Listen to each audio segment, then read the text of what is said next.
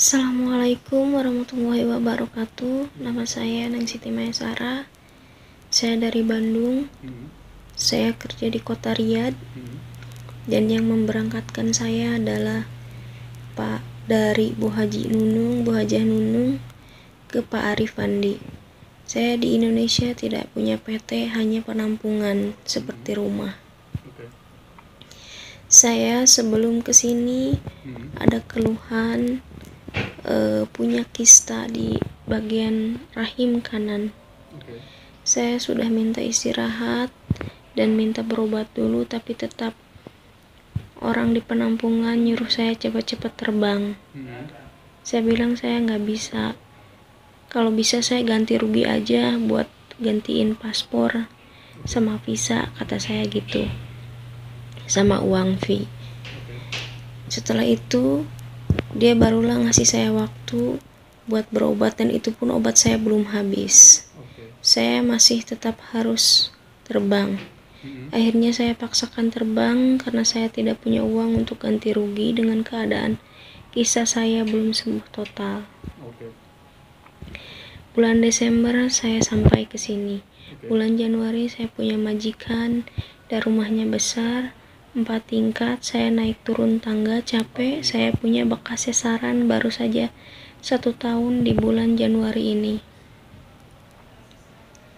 Dan saya selalu sakit di bagian bekas sesar. Setelah 5 hari di majikan, saya pulang Sarikah. 2 minggu di Sarikah saya punya lagi majikan, dan sekarang saya di majikan sakit lagi di bagian bekas sesar dan bekas kista. Karena setelah saya berobat kista sampai ke sini 3 bulan, saya belum pernah haid lagi. Hormon saya belum beres karena saya keburu terbang ke sini.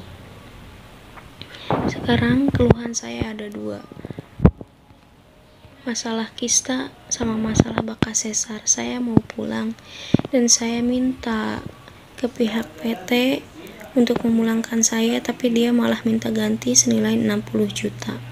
Saya tidak punya uang. Saya mau pulang. Saya di sini pun untuk apa? Saya tidak bisa kerja. Jadi dimohon untuk pihak yang berwenang tolong bantu saya untuk pulang. Saya di sini pun tidak bisa kerja, selalu merasa sakit. Terima kasih. Assalamualaikum.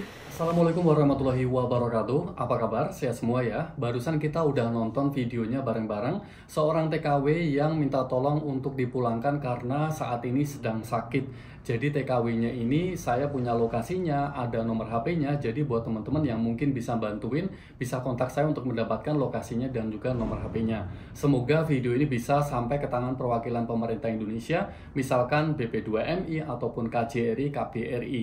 Jadi buat teman-teman semuanya tolong dibantuin, semoga TKW ini bisa dibantuin ya. Gak cuma TKW ini aja, sebenarnya di belakang ini banyak banget TKW yang saat ini tuh lagi butuh bantuan, terutama untuk dipulangkan ke Indonesia di Arab Saudi ya. Jadi buat teman-teman semuanya, TKW-nya ini posisinya ada di Riyadh dan terbang ke Arab Saudi itu Desember akhir, kurang lebih ya 23 sekitar itu 23 Desember, dan sampai saat ini. Jadi TKW-nya sudah berusaha untuk bekerja, tiba di Sarikah. Sarikahnya namanya Raid Muhammad Al Salman di kota Riyadh. Jadi sudah pernah bekerja, udah dapat majikannya, kemudian karena rumahnya 4 lantai dan harus naik turun tangga, kemudian kambuh lagi dan dipulangkan ke Sarikah. Kemudian istirahat sejenak, dapat majikan lagi, kemudian dipulangkan kembali. Jadi TKW-nya udah minta tolonglah ke Sarikahnya untuk dipulangkan, dan pihak Sarikah juga awalnya sudah menawarkan untuk dipulangkan ke Indonesia. Tapi kemudian pihak TKW ngobrol sama pihak sponsor yang ada di Indonesia, akhirnya pihak Sarikah yang di sini itu menawarkan udah berobat aja dulu, nanti kalau sembuh ya kerja lagi gitu. Tapi kalau nggak sembuh ya terus bagaimana gitu kan. Buat perwakilan pemerintah Indonesia, bapak-bapak harus tahu bahwa di luar sana banyak banget teman-teman kita yang lagi membutuhkan, terutama TKW, masalah pekerjaannya, majikannya, dan juga gajinya. Itu banyak banget yang bermasalah, dan intinya mereka lebih baik dipulangkan ke Indonesia. Jangan sampai nunggu parah dulu baru dibantuin. Ya kita memaklumi karena perwakilan pemerintah Indonesia itu punya banyak banyak tugas, mereka lagi menangani banyak masalah di luar negeri misalkan. Tapi kalau bisa sih jangan nunggu parah dulu baru mendapatkan action yang buru-buru gitu, emergency itu baru ditangani gitu. Jadi semua orang berhak untuk dibantu. Pihak keluarga juga sudah berusaha untuk melaporkan ke BP2MI. Untuk saat ini masih dalam proses untuk laporannya itu masih diproses gitu loh. Jadi kalau bisa sih jangan terlambat gitu sebelum visa itu berakhir atau expire. Karena kalau nggak dibuatin igomah, kemudian visanya sudah berakhir, itu akan ribet gitu loh. Kalau pulang di sini itu malah ribet lagi. Tapi kalau nggak dibuatin igomah dan visanya belum berakhir, tinggal beli tiket aja beres gitu kan. Buat teman-teman semuanya yang masih baru dan berniat kerja ke luar negeri di mana aja, misalkan di Arab Saudi atau di Timur Tengah, khususnya para TKW, kalau kalian sudah mendaftar, kemudian apalagi sudah mendapatkan sebagian uang fit, terus tiba-tiba di tengah jalan kalian pengen stop, nggak pengen lanjut untuk proses ke luar negeri entah alasan apapun. Kemudian pihak agen ataupun sponsor mengancam kalian untuk mengganti rugi sekian puluh juta, misalkan 50 juta, 70 juta. Itu jelas sangat tidak masuk akal sekali ya, itu sangat tidak masuk akal. Jadi kalau kalian diancam ganti sekian, misalkan 50 juta, 60 juta, itu bener-bener kayak mereka pilih angka yang tinggi karena mereka yakin kalian nggak bisa ganti rugi. Makanya mau nggak mau proses itu harus lanjut gitu. Tapi itu semuanya bohong gitu loh.